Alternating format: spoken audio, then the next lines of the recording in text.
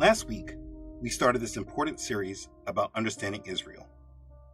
This topic is a much needed one as we prepare for Yah's kingdom. There are many lies and falsehoods that have surrounded this topic, and as it was explained in the first video, we cannot know the God of the Hebrews without knowing and understanding the Hebrews.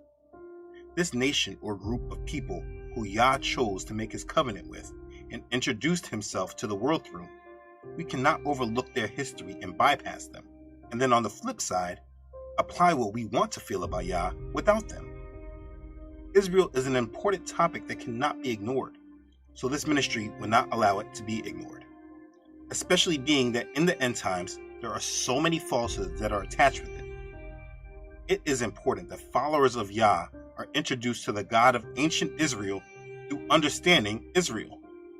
We do this so we understand Yah's will, his desire, what he loves, and what he hates. People today live in such lawlessness. Unfortunately, even those who say they love the God of Israel through belief in his son whom he sent, Yahusha, whom in English is referred to as Jesus. But there is no way we can live in this lawlessness if we actually read his word and understood how Yah dealt with his chosen people when they tried to live in lawlessness. When we understand him through how he dealt with Israel, we can learn and better understand how to serve him. He said the same thing many times to Israel, and if we want to understand Yah and serve him, we must understand it too. So in this part of the series, this is what we will discuss: how Yah desires those who follow him to serve him. This must be a foundation of our knowledge of him, so we need to discuss it. Let's begin. Therefore, you shall keep my commandments and perform them. I am Yahuwah. Leviticus chapter 22, verse 31. You shall diligently keep the commandments of Yahuwah your Elohim, his testimonies and his statutes, which he has commanded you. And you shall do what is right and good in the sight of Yahuwah, that it may be well with you, and that you may go in and possess the good land of which Yahuwah swore to your fathers. That's Deuteronomy chapter 6, verses 17 and 18. Therefore, you shall keep the commandments of Yahuwah your Elohim to walk in his ways and to fear him. That's Deuteronomy chapter 8, verse 6. You shall walk after Yahuwah your Elohim and fear him, and keep his commandments, and obey his voice. You shall serve him and hold fast to him. Deuteronomy chapter 13, verse 4. Now it shall come to pass, if you diligently obey the voice of Yahuwah your Elohim, to observe carefully all his commandments which I command you today, that Yahuwah your Elohim will. Deuteronomy chapter 28, verse 1. If you read the Old Testament, this is how he spoke with Israel and communicated with them. This is what he desired for them. He desired obedience. As he spoke with each generation, he carefully spoke to them and gave them this message. When he chastised them and rejected them, it was for not heeding this message. This is important to understand when understanding Israel. When we look at our own ways and cultures, we can often mistakenly apply an understanding of Yah that does not actually match to him because we don't understand him. Back in ancient Israel, all those who understood and followed Messiah understood the fundamental message of obeying Yah. Like Yahusha said in John chapter 14, verse 15, if you love me, keep my commandments. Or in 1 John chapter 3, verse 24, it says, now he who keeps his commandments abides in him, and he in him. And by this we know that he abides in us, by the Spirit whom he has given us. We have to follow Yah. The basis and foundation of what this part of the series will focus on is what Israel was responsible to do. And this was about obeying and following Yah's commands. This was the foundation of their relationship with him. So if you go to the New Testament and don't understand Israel's history with this and how Yah guided them to obey his commands, you can see or understand a different gospel. Yah did not harp on obedience of his commands to Israel and severely chastise them when they were disobedient to him, to later on speak to the whole world and provide a Messiah just to tell them, okay, all you need to do is believe, and he does not require obedience to his commands. You are speaking of two different gods if this is how you look at him. It is perhaps that you probably don't understand, or you are overgeneralizing the law of Moses when you believe that we are not under the law. We cannot just live in lawlessness. He said those that live like that will be rejected because they do not know him. And then I will declare to them, I never knew you. Depart from me, you who practice lawlessness. As Matthew chapter 7, verse 23. So we must place this at the forefront of our understanding of him and how we will interact with him. As we come to serve him, we must know what he loves and what he hates, what he really responds negatively to, and what brings him delight, honor, and praise. And we will only know this through reading his word, his complete word. As you read through the Old Testament, you see the many different times that Yah spoke to Israel. You see the times when he was pleased with them and blessed them, and the times when he was angry with them and cursed them. These were his people that he chose unto himself. As I just explained, the very big understanding of Israel goes into the agreement Yah made with Israel. A foundation of understanding Israel should be found in Deuteronomy chapter 28. In this chapter, he says to Israel, Now it shall come to pass, if you diligently obey the voice of Yahuwah your Elohim, to observe carefully all his commandments, which I command you today, that Yahuwah your Elohim will set you high above all nations of the earth. And all these blessings shall come upon you and overtake you, because you obey the voice of Yahuwah your Elohim. That's Deuteronomy chapter 28, verses 1 and 2. And then the curses. But it shall come to pass, if you do not obey the voice of Yahuwah your Elohim, to observe carefully all his commandments and his statutes, which I command you today, that all these curses will come upon you and overtake you. That's Deuteronomy chapter 28, verse 15. This chapter of Deuteronomy 28 should be a fundamental part of understanding when learning and knowing Israel, because it speaks of so many things. Now, I have made a video about this specific subject, and I've illustrated this chapter in particular in this actual video. You should watch it after this video is done, because it is such an important subject to understand. You cannot understand Israel if you have not placed this agreement they made with Yah in your understanding. It's also important because you understand a lot about Yah and how he actually is. So many have painted him in ways that are not accurate. He does care about how we are, how we live, and how we worship him. It's often people that have not read about him in the Old Testament and how he dealt with Israel that don't really understand him. So this is an important chapter of the Bible to really grasp. Actually, the whole book of Deuteronomy really is. Israel was meant to be an example of Yah to the whole world, especially if they would have been obedient and walked in his ways. But nevertheless, everything that they did and they went through is a testimony to us. We learn of their successes and their failures. We understand Yah through their eyes because they are the only nation in the world to deal with him and have a personal covenant with him. Now, that didn't mean that people from other nations were not able to come to Yah and worship him. No, that's not true. They were called Gentiles or strangers during that time. It's important that you grasp the importance of the designation of stranger that these people of other nations were called by Israel. Understand, they are strangers because they did not know Yah.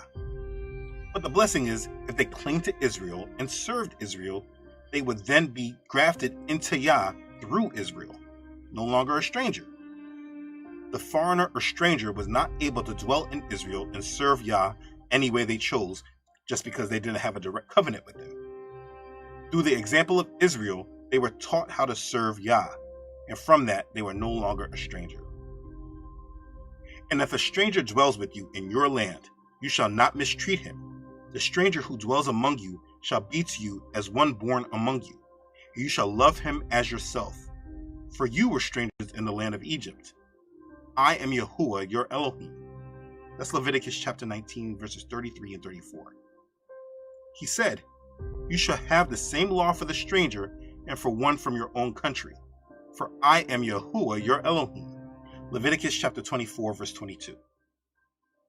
Israel was always supposed to show their ways to the rest of the world and also not be swayed by the ways of the rest of the world, because Israel was led by Yahuwah.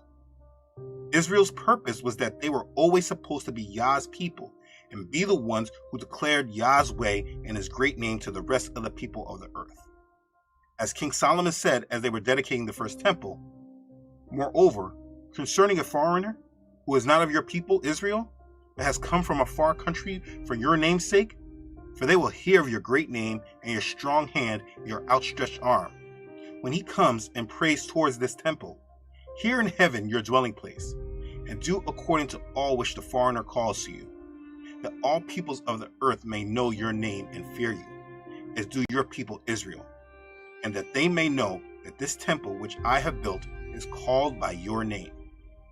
1 Kings chapter 8, verses 41 through 43. And this was the purpose of Israel. And at the height of Israel, when Solomon was king and was dedicating the first temple, he declared to Israel, May Yahuwah, our Elohim, be with us, as he was with our fathers. May he not leave us nor forsake us, that he may incline our hearts to himself, to walk in all his ways, and to keep his commandments and his statutes and his judgments, which he commanded our fathers. And may these words of mine, with which I have made supplication before Yahuwah, be near Yahuwah our Elohim day and night, that he may maintain the cause of his servant and the cause of his people Israel, as each day may require, that all the peoples of the earth may know that Yahuwah is Elohim, there is no other. Let your heart therefore be loyal to Yahuwah your Elohim, to walk in his statutes and keep his commandments as at this day.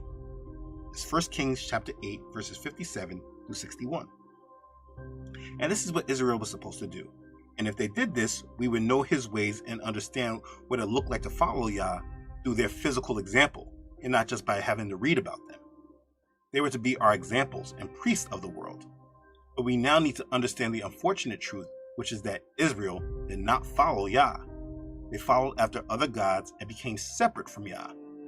After Solomon, Israel was divided, and the northern 10 tribes declared their own king, and Judah and Benjamin separated and declared their own king. So Israel was divided. There was the kingdom of Israel and the kingdom of Judah. The northern tribes went into straight wickedness, and they were conquered first by the Assyrians, and they never returned as a whole back to their land. Judah was conquered after Israel, and they were carried off by Babylon. They eventually did come back to the land, and they rebuilt the temple. This was the second temple, Herod's temple. When they returned back to their land, they were now referred to as Jews, which stems from Judah. And they came back in Israel, not as strong as they originally were when they were following Yah. This was to fulfill the prophecy of the Messiah. You see, they were prophesied of a Redeemer from the line of King David, and many of them expected him to be like King David and unite the kingdom and bring back peace in their land, removing the hand of the Romans that were now in control of their land of Judea. It's important to really understand Judah at that time. While Judah was being conquered and being carried off to Babylon, Greece was also gaining power in the world. In the 4th century BC, Alexander the Great steps onto the scene. He was a conqueror. Around 334 BC, he started his conquest of the world empire at the time, which was Persia. If you remember, Daniel prophesied about this to Nebuchadnezzar. Alexander the Great, who was known as the King of Macedonia in northern Greece, set out on one of the most extensive military expeditions in history at that time. His armies swept eastward, conquering the Persian Empire controlled by King Darius III. His conquests included Anatolia, which is part of Turkey, Syria, Egypt, Mesopotamia, Phoenicia, which is also part of Turkey, Libya, Lebanon, and other territories. He extended the boundaries of his empire as far as Punjab, India. As part of this military campaign, he captured Jerusalem in 332 BC. There is so much to learn personally about Alexander's conquest, but what is most important is his method of conquest, which is still used today by America in the spread of what they call democracy. Alexander's conquest introduced Greek culture into the Eastern Mediterranean world. His rule introduced Hellenism. Hellenism is the study or imitation of ancient Greek culture. And this was why Alexander's rule was so remarkable. Because though he conquered these civilizations, he left the country to the people. He just imparted his Greek culture with them. Cities such as Alexandria the city he built in Egypt, became influential centers of Greek learning. This also crossed into Judah, also now referred to as Judea. The Greek language replaced Hebrew and Aramaic as the principal language for trade, education, and international relations. This does not mean that it replaced all of Hebrew. It just replaced the language used by those who were controlling Judea. It was only those that were educated and that dealt with the Greeks. The cities of Decapolis, which is east of Galilee and Samaria, which is mentioned in Matthew chapter 4, were centers of Hellenistic culture. Okay, so Alexander died in 323 BC, and his empire was divided among several of his generals. One of these governors, named Seleucus, governed Asia Minor, modern Turkey, and Syria. Another named Ptolemy governed Egypt. They established the Seleucid and Ptolemaic dynasties. This was not a peaceful period for Greece. In Judah, life was changing. They were now under Greek captivity, and they were now being forced to adapt to Greek culture. Understand, the Hebrews' life revolved around two centers, the temple and the Torah. The temple was, of course, located in Jerusalem, and it remained the one place where sacrifices could be offered. There were, however, increasing numbers of local gatherings or synagogues scattered where Jews could read scripture and pray together. These synagogues helped Jews everywhere maintain a sense of community and tradition. As long as they continued with the Torah, they would continue to please Yahuwah. But the Greek strategy was all about assimilating their culture amongst the world. Again, you don't need to rule a country using your power to control them. You just export your traditions and values over to them, and this will change them over the generations. This is easily seen through the history of America and England, through the conquest of many other nations through history. Okay, so over time, Greece's Hellenistic religious and political culture, along with their language, had significant influence among the aristocratic Jews, basically the uppity high society Jews. The leading priestly families were largely Hellenized. They were given to Greek culture, and they were involved in heavy financial schemes that fueled rivalries over the priest office in Jerusalem. These high society Jews introduced new culture like public nudity and athletic games, attendance in Greek theaters, cultic clubs, being uncircumcised, and a host of other practices that were offensive to the Hebrews. The goal was to remove the foundation of life the Hebrews had. There was a rift between the conservative Jews and the liberal changing Jews. The Hebrews had a different culture than every other nation because they served the one true God. So at this point, this is where we see Antiochus IV take things to a new level.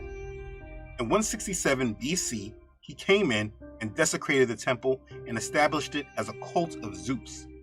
The Torah, the law of the Jews, was removed, and their religious practices, including Sabbath observance, were outlawed. He introduced the idolatrous worship of Zeus into the temple itself and instituted the eating of pork as a test of one's loyalty to him.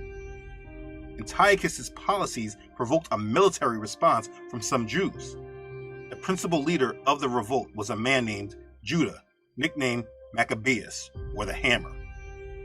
Accounts of the conflict, known as the Maccabean Revolt, is told in the Book of Maccabees, which are a part of the Apocrypha. The Hellenized Jewish aristocracy sided with Antiochus, and that meant that the revolt against Antiochus was also a war of Jews against Jews. The fighting continued until 164 BC. Judah and his troops liberated the Jerusalem temple from the Syrians and began the process of cleansing it from defilement.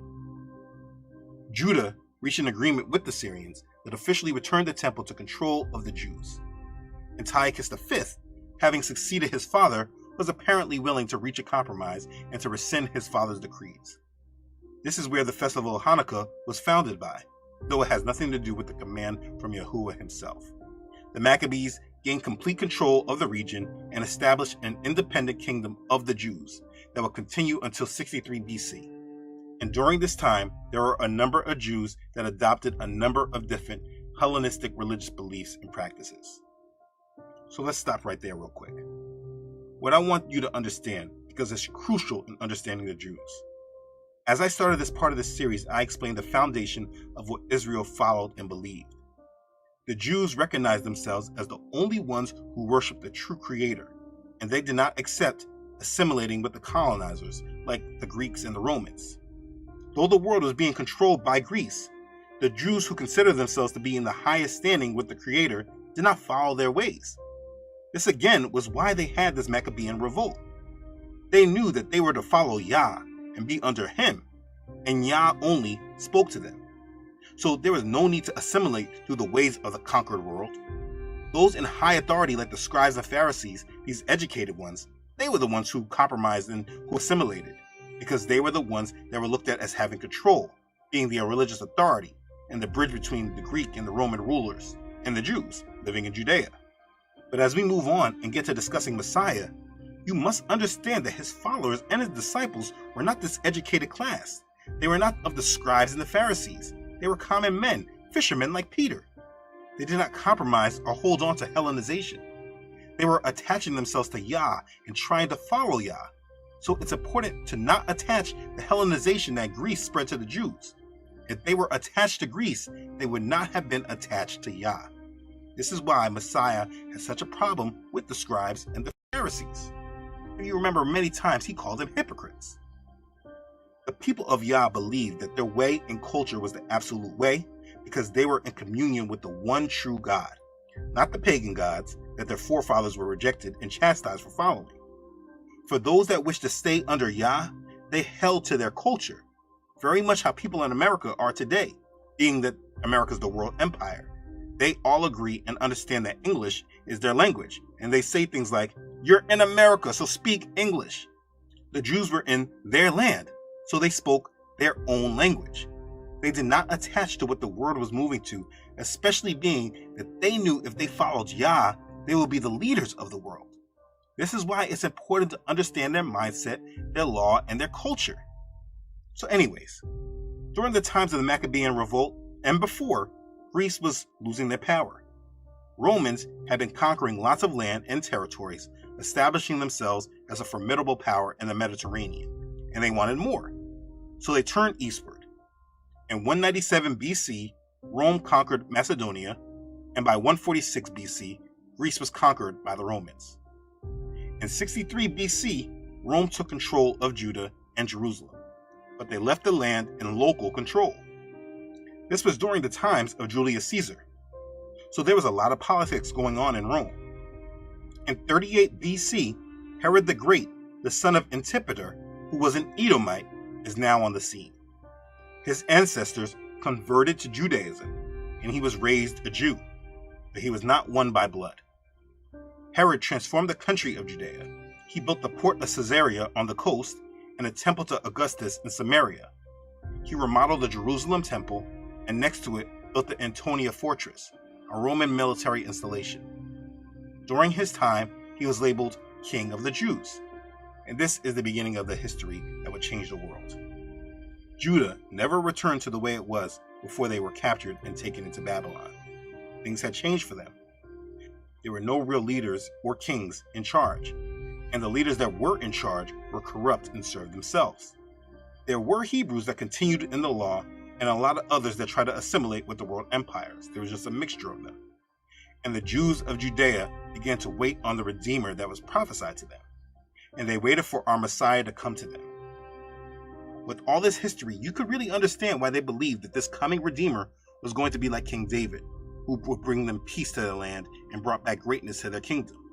But they could not see the fullness of Yah's plan until he came, and only those with understanding of Yah's will were able to receive the Messiah that was sent to them.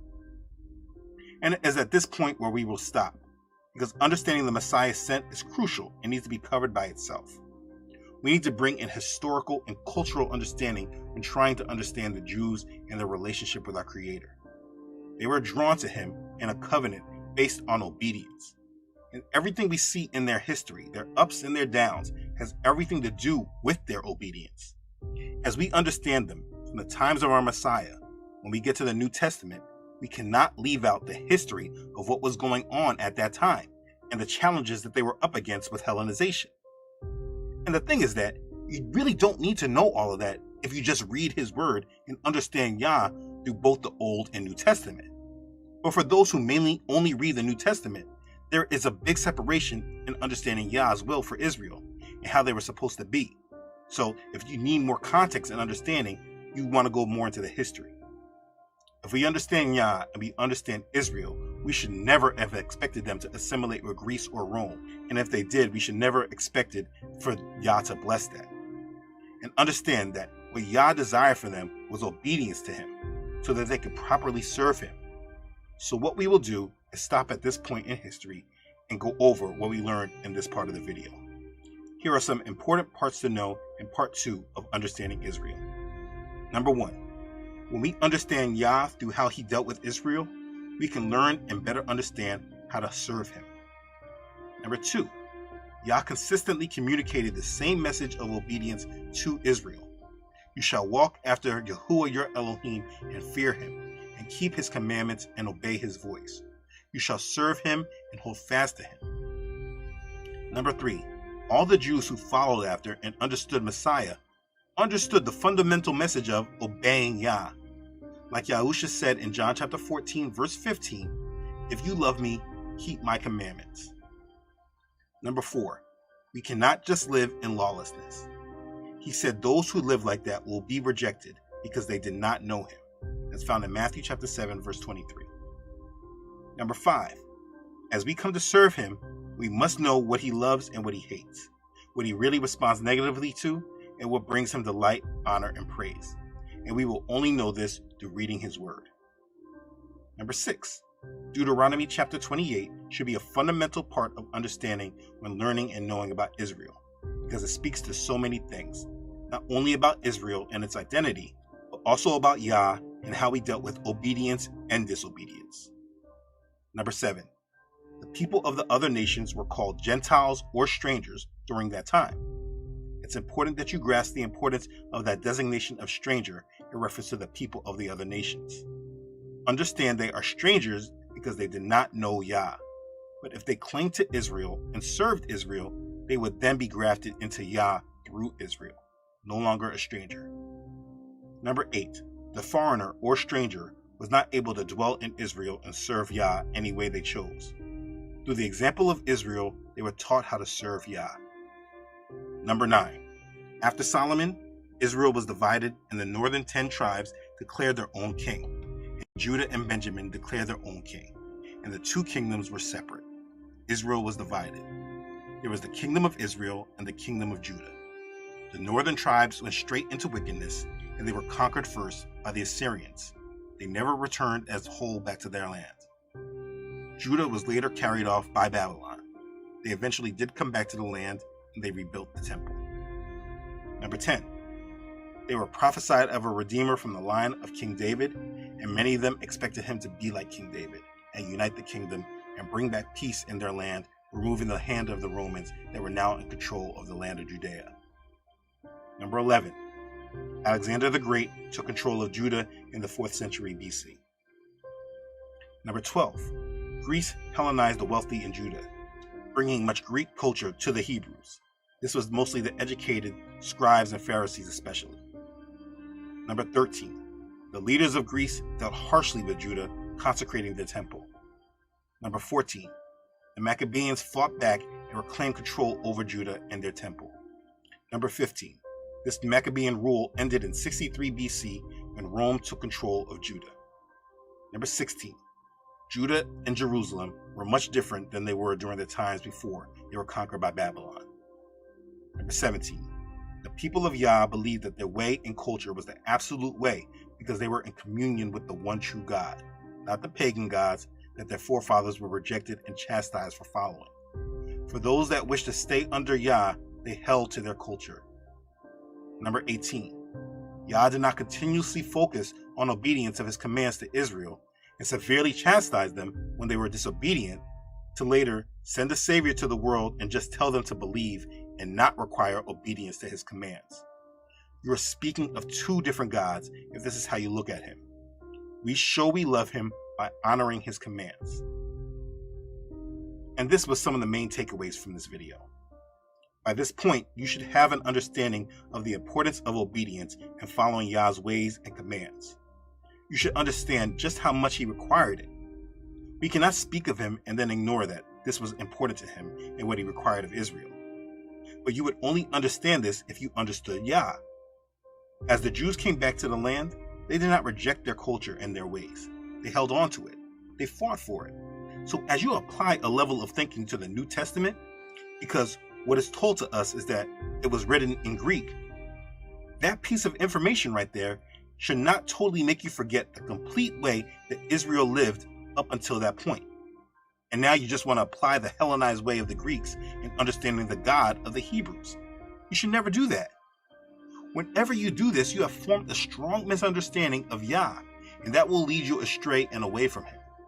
But don't worry about it. He desires you to come back to him, which is why series like this are being made, which is why people all over the world are bringing back the importance of following him. And today, as we live out our lives as people of Yah, let us attach to him through a spirit of humility and obedience, and serve him with all our hearts and our souls. You can see where this world is going, and so rather than focus on all the noise, we will focus on growing in our faith and obedience to the Most High. Continue to draw near to him, and he will draw nearer to you. Believe on him through his son Yahusha, and follow him. Now is the time to be forgiven and redeemed. Repent and be obedient to him. He has called you to do so. Will you answer? I hope you do. Be blessed. Hallelujah. Praise Yah. Okay, thanks again for watching. If this has blessed you, please make sure to like it and share it with others. If you haven't done so already, please make sure you subscribe to this channel.